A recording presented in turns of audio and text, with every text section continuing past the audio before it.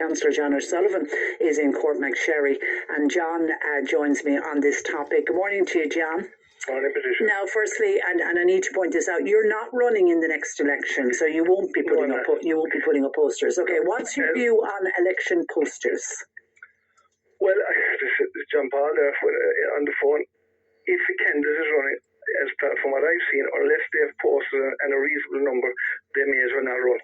That's the bottom line as far as I can see. And why is that there? Why do posters work? Because the principle I suppose way of getting votes is the first principle of it is getting name recognition, and unless people can recognise the photograph and recognise the person, they won't even ask what the policies of what kind of person they are unless that happens.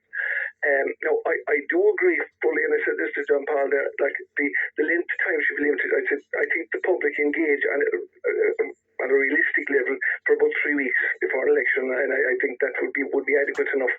But I would compare an election without posters as playing a football game without a football. You could have all the skills in the world, but nothing will come out unless you can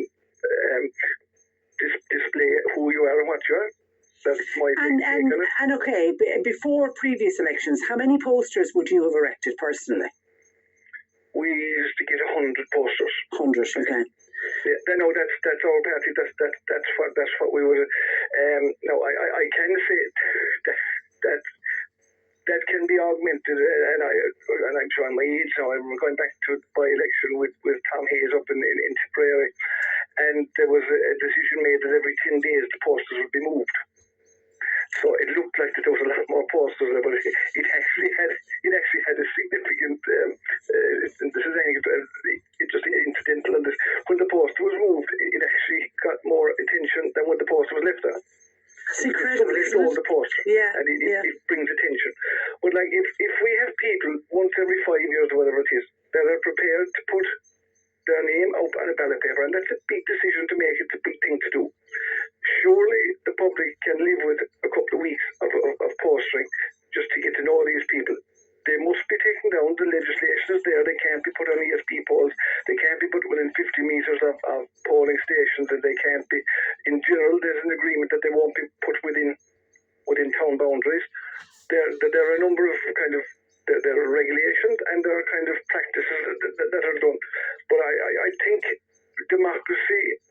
And I'm a great believer in democracy, and I'm very fearful of what's happened in other countries where democracy has been hijacked for fads. And I'm just afraid that this is one of them, you know. And as I said, I'm standing back as Eddie Goggins said, and being put on guy out to grass. I can now, as Jim O'Keefe said to me there one day, he said, you will now be one of the elder statesmen. He said, you can sit on the ditch now and you can pontificate all you like. Well, it was interesting because it is the Green Party are proposing it, and it is the Green Party Senator Pauline O'Reilly, and while she's advocating for less posters, and they want a kind of a, you know, in the town square or in the centre of the village, you'd have some kind of a billboard up and everybody would put the posters just there. But she did admit that some candidates in her area, she's from Galway, two who she felt were really strong candidates, and because they opted not to put up posters, they didn't get elected. So, I mean, your theory is right. All the research is the first principle to get elected is name recognition. Full stop, first principle of it. But there's another angle to this thing about posters. I mean, if we're going to come down and have a poster and stop them completely, if the circus comes to town, can they put up a poster? If the Chagas want to run a promotional event, can they put up a poster directing people? Yeah, to put up, I mean, we had the debacle with the Rose of Kate, the Rose of Tralee in Ballincollig, where businesses were wishing her well, and the city council removed all of the posters. So, I mean, you do need permission to put up those posters. That's right. But, I mean, you don't for election posters. Well, you don't for a certain 30 days period of time. It's 30 days. The time period is 30 days before polling day, and they must be taken down within 7 days of polling day.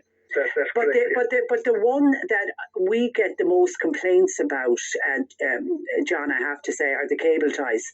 Not everyone is very careful about taking away those cable ties. And I did say that the posts have got so strong at this stage. You've got to cut the cable tie, but it is important to pick up the cable tie.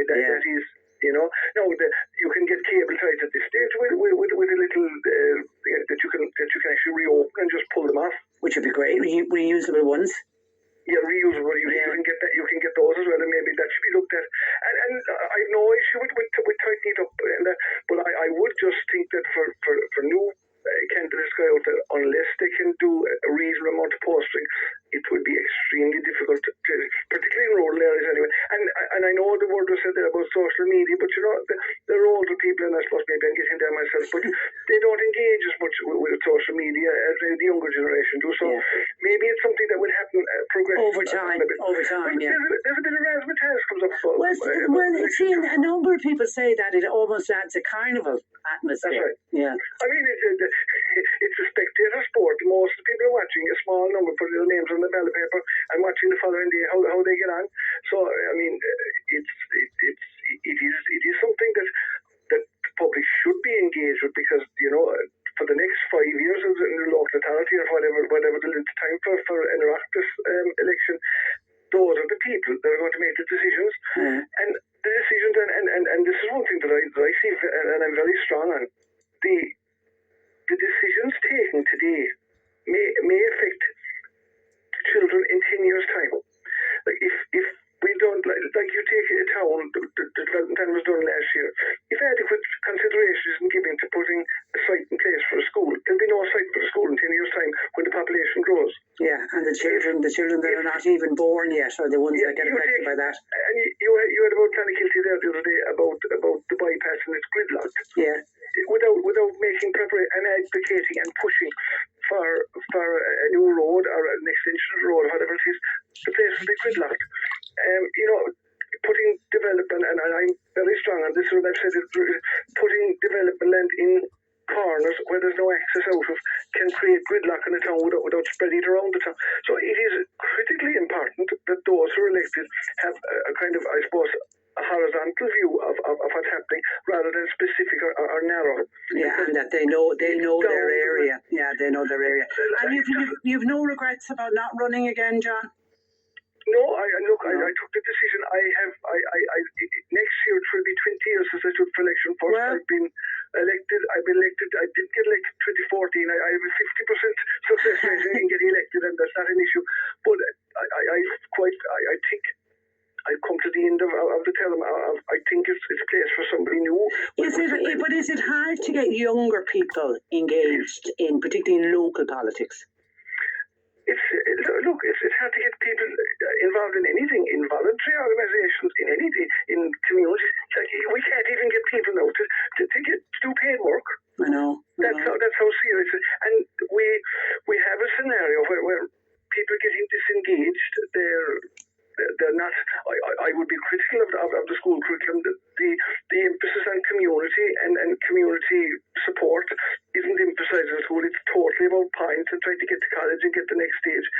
There's more to life than that. And maybe I'm getting older and getting pondering on this, but I do think that if an area can get a person that's competent, and they can see that they can deliver over time. But to be honest with you, I personally would be of the opinion that there should be term limits. That you can only run for so many elections. Because it's the same as the community association. People are absolutely afraid of their life to take on the chairmanship because they'll have it for the rest of their life. Whereas if there was a term, there might be more people. That's true. I've been involved in committees in my day, and for that reason, nobody wants to take on the officership because they see the previous guy was there for years. Yeah, that's right. Yeah. All right. That's what it is. Okay, listen, John, we'll speak again. In the meantime, thank you for that. Thanks. And there's bye-bye. There's John.